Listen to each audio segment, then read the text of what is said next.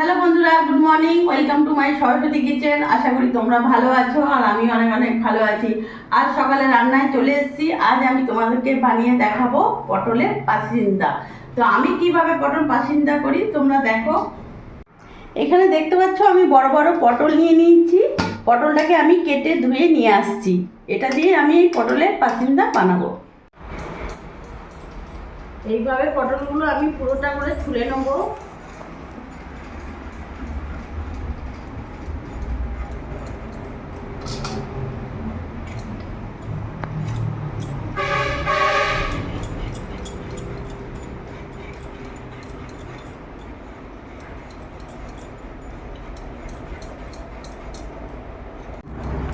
পটলগুলো আমি এভাবে পুরোটা ছুলে নিয়েছি। এবার পটলগুলো এইভাবে নেবো। গোটা গোটা পটলগুলোর মাঝখান থেকে আমি এরকম করে কেটে দেবো, চিড়ে চিড়ে দেবো। তাহলে এর ভেতরে নুন হলুদ মশলা আমার ঢুকবে। এইভাবে করে আমি চিড়ে চিড়ে দেবো। দেখতে পাচ্ছ এরকম করে এই যে চিড়ে চিড়ে দিয়েছি। এইভাবে প্রত্যেকটা পটল আমি এমনিভাবে মাঝখান থেকে চিড়ে চিড়ে দেবো, এরকম করে।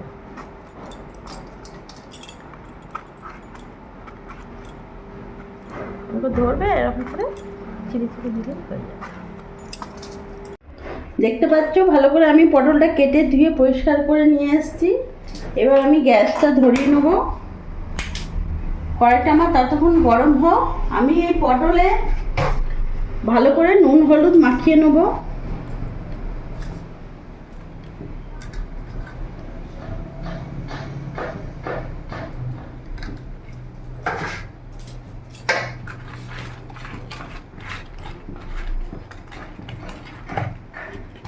সুন্দর করে ভালো করে আমি মাখিয়ে নেবো। এইভাবে আমি ভালো করে নুন হলুদ মাখিয়ে নিয়েছি। বন্ধুরা তোমরা এভাবে একবার হলেও পটল পাসিন্দা ঘরে করে দেখবে। সত্যি একটু নতুন রকম রান্না, আর খেতেও খুব ভালো লাগে। কোনো গেস্ট এলে বাড়িতে যদি এইভাবে করিয়ে খাওয়ানো হয় তো খুবই ভালো, ওরা খুবই প্রশংসা করবে। খেতেও দারুণ লাগে। আমি ভালো করে নুন হলুদ মাখিয়ে নিয়েছি। এবার আমি কড়াই গরম হয়ে গেছে, তেল দিয়ে দেবো।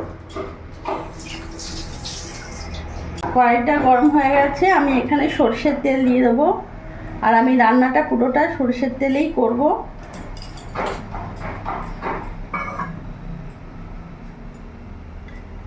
তেলটা আমার গরম হোক ততক্ষণে। তেল আমার গরম হয়েছে, এরই মধ্যে আমি সামান্য লবণ দিয়ে দেবো আর সামান্য একটু হলুদ দিয়ে দেবো, তাহলে তেলটা ছিটকাবে না। এরই মধ্যে আমি পটলগুলো ছেড়ে দেবো।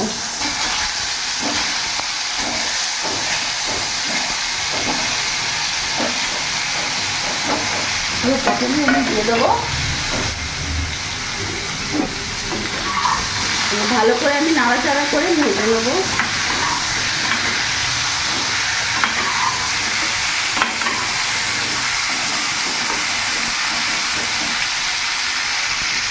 আমি আরেকটু ভাজবো। অনেকটা ভাজা হয়ে গেছে, আমি আরেকটু ভাজবো। আমার পটলগুলো ভাজা হয়ে গেছে, এবার আমি নামিয়ে ফেলবো।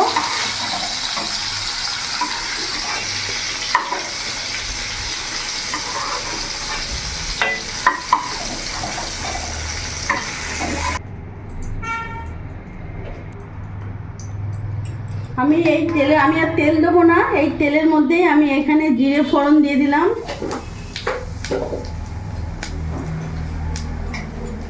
আর একটা তেজপাতাকে আমি দু টুকরো করে দিয়ে দিলাম। এখানে একটা আমি বড় সাইজের পেঁয়াজ কেটেছি, পেঁয়াজটা আমি দিয়ে দিলাম।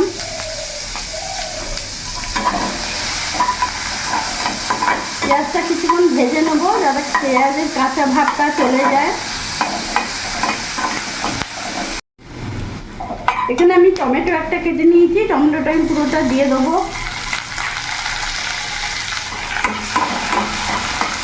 এবার এরই মধ্যে আমার আদা বাটা রসুন বাটা লঙ্কা বাটা আছে, আমি দিয়ে দিলাম পুরোটা। 2 চামচ নিয়েছি, বড় বড় চামচের আমি 2 চামচ নিয়েছি বাটা মশলা। এবার ভালো করে আমি নাড়াচাড়া করে নেবো।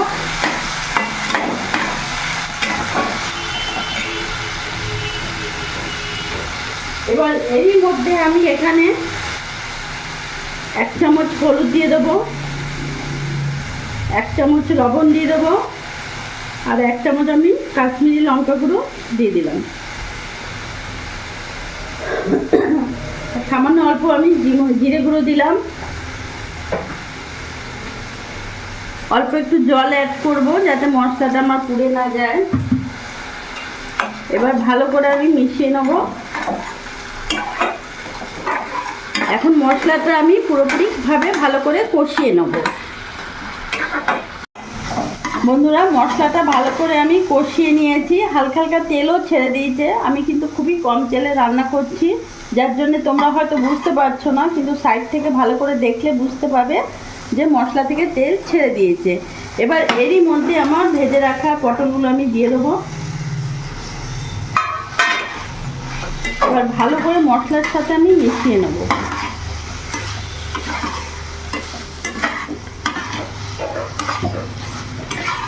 একটু মশলার সাথে আমি একটু কষিয়ে নেব। ততক্ষণ আমি এই পাশে গরম জল বসিয়ে দেবো, কারণ এটাতে আমি গরম জল অ্যাড করব। আর এরই মধ্যে এখন আমি এখানে 2 চামচ ফাটানো টক দই দিয়ে দেবো।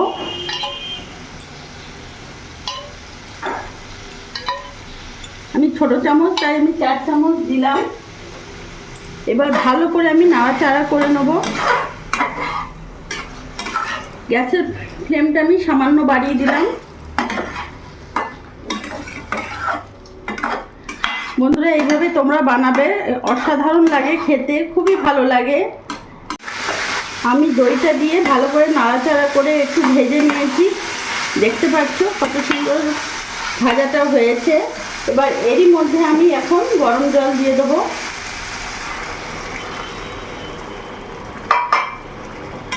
আমি আর দেবো না। এবার আমি কিছুক্ষণ ফুটতে দেবো। গ্যাসটা আমি মিডিয়ামই রাখবো। আর আমি কিছুক্ষণ ঢাকা দিয়ে দেবো, কিছুক্ষণের জন্য। এবার আমি ঢাকাটা খুলে দেখব। আমি 5 মিনিট ঢাকা দিয়ে রেখেছিলাম।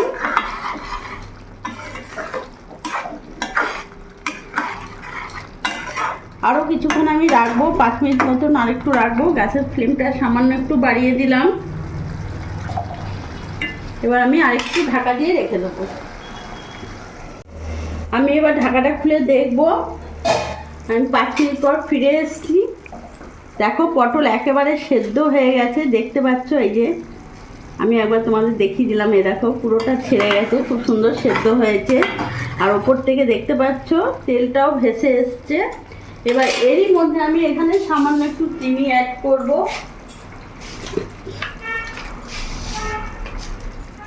অল্প একটু চিনি দিয়ে দিলাম, তাতে স্বাদটাও ভালো থাকে আর ব্যালেন্সটাও ঠিক থাকে। এবার ভালো করে আমি মিশিয়ে নেব।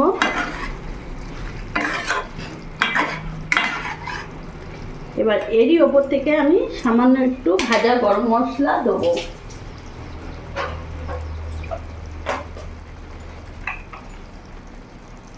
বাড়িতে তৈরি করা আমার ভাজা গরম মশলা আমি দিয়ে দিলাম।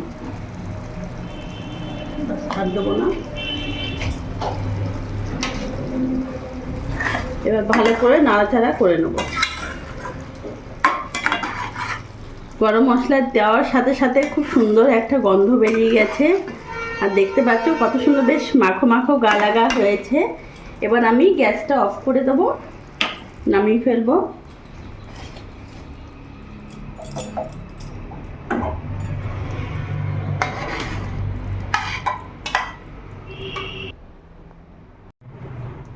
তো আমার একেবারে পটল পাসিন্দা রেডি। তোমরা দেখলে বন্ধুরা আমি কিভাবে বানালাম, খুব সহজভাবে বাড়িতে বানিয়ে ফেললাম পটল পাসিন্দা।